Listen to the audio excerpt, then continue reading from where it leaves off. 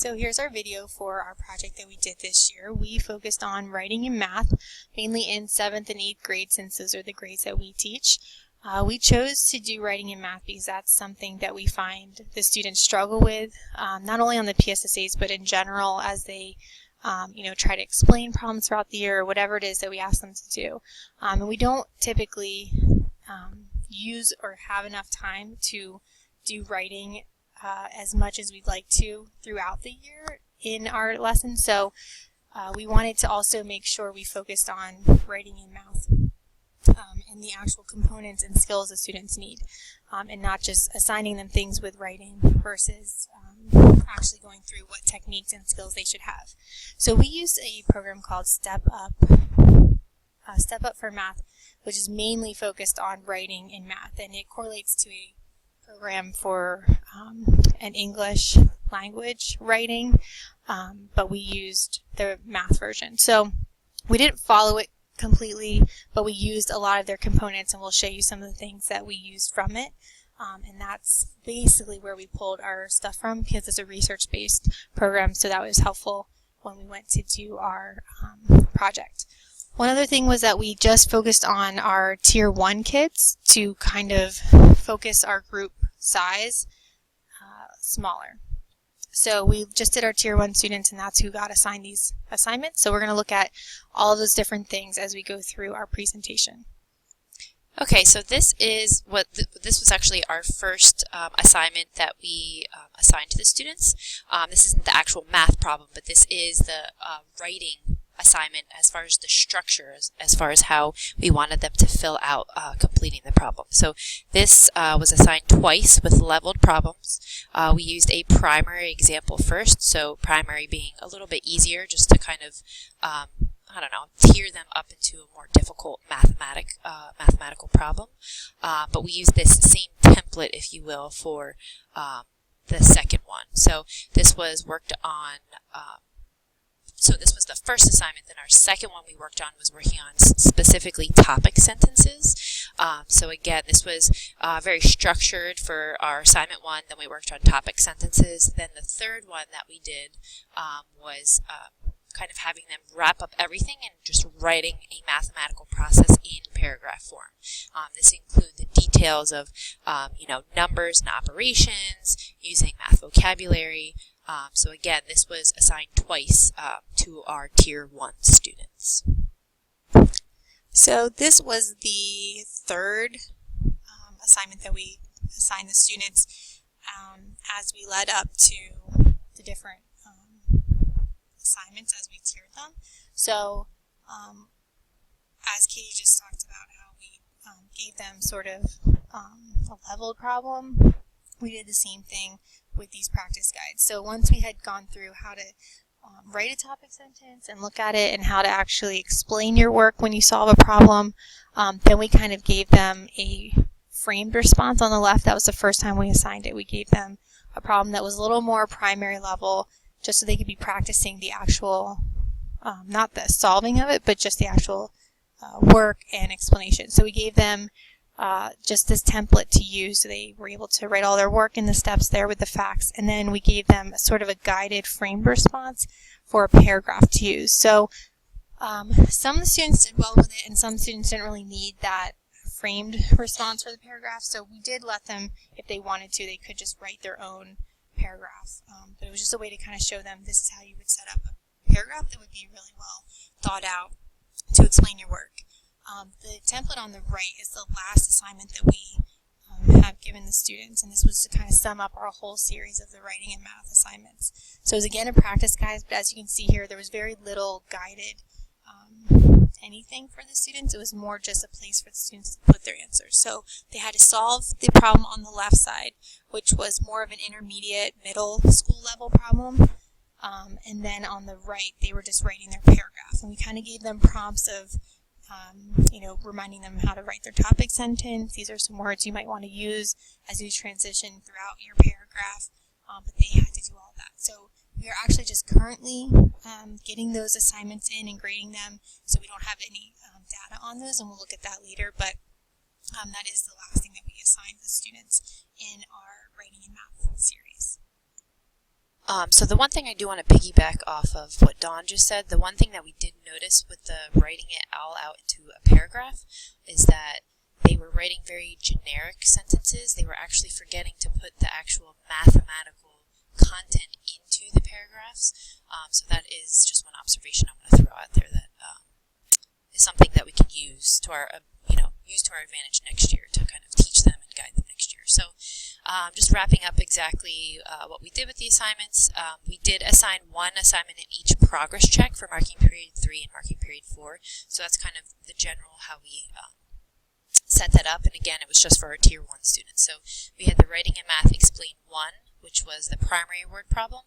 Then we had an assignment on just topic sentences, and then the practice guide number 1 with the kind of framed guided response. And that, again, was a primary word problem. So that was all in marking period 3.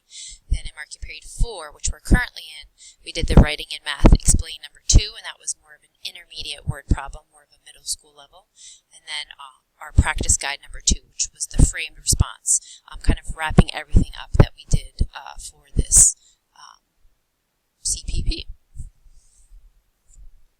Alright, so this is the Math 7 data. So these are the data values that I pulled from my classes. As you can see, I kind of have some students highlighted, and it was unfortunate that some of our Tier 1 students decided to not submit all 4 of the assignments that we were looking at this data. But the big thing overall I want to look at is down here, the averages, and they all hit our target goal. I believe our target goal was 70% for the first, and we'll look at the other data a little bit later, but overall my averages for the first assignment was an 89%, then an 89% for the second one, and then lastly it went down a little bit.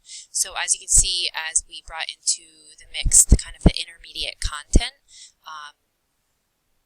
we can see the results went down a little bit. So overall I would say that math ability as far as writing the sentences and structure of it was well done, but they were getting some points taken off because of the actual ability to do the actual math problem. So again, it's something that we can learn from, but this was just Math 7 results that we're looking at this point. So now we're going to look at the 8th grade results.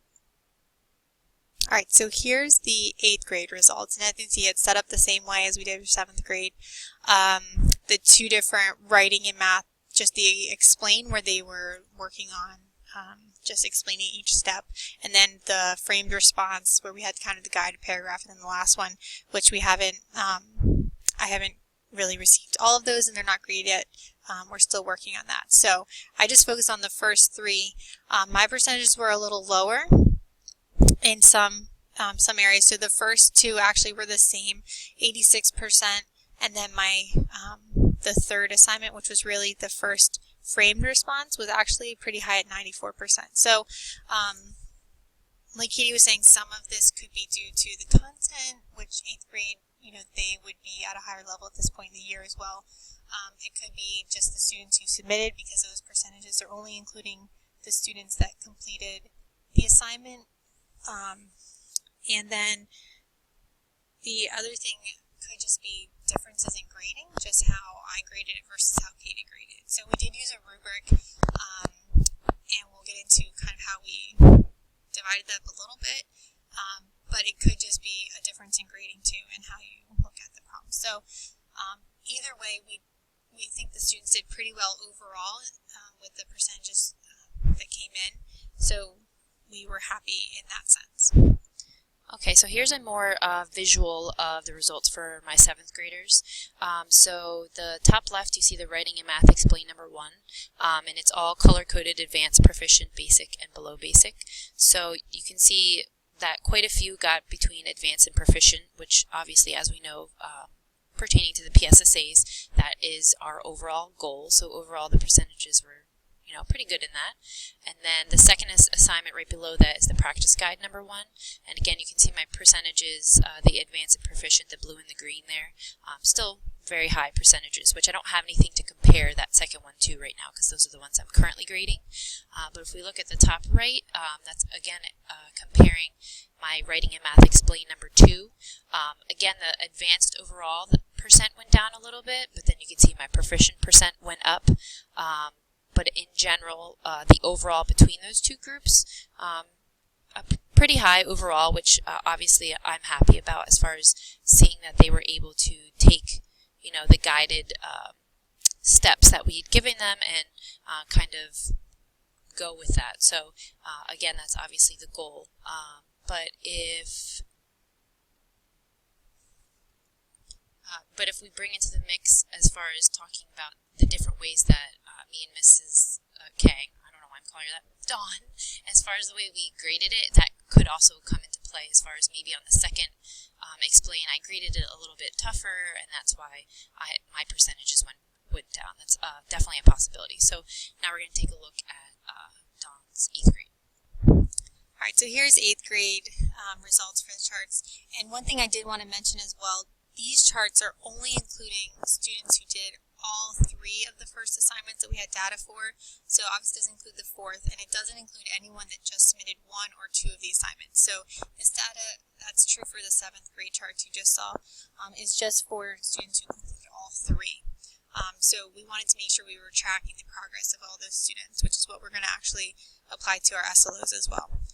So you can see here just from the charts as well, the advanced and proficient were the highest. In the first assignment, I didn't even have any proficient. It just skipped to advanced, which was a really large percentage, and then the basic and below the basic. But again, you can kind of read the charts and see how those panned out. For mine, I have the 2 writing and math on the left side, so you can see the differences there. And the second one, I had less advanced, but I also had a section of proficient, so we were happy with that. And then my practice guide, lots of advanced and proficient, and no below basic. But again, it could be a difference in grading, just with the rubric we use and how we divided up. And we used the different categories for the rubric with the different point values, and that's how we came up with the advanced, proficient, basic, and all that divided out. So those are the charts and results. Now we're just going to take a look at some things that we would change or maybe look at differently if we did this again next year.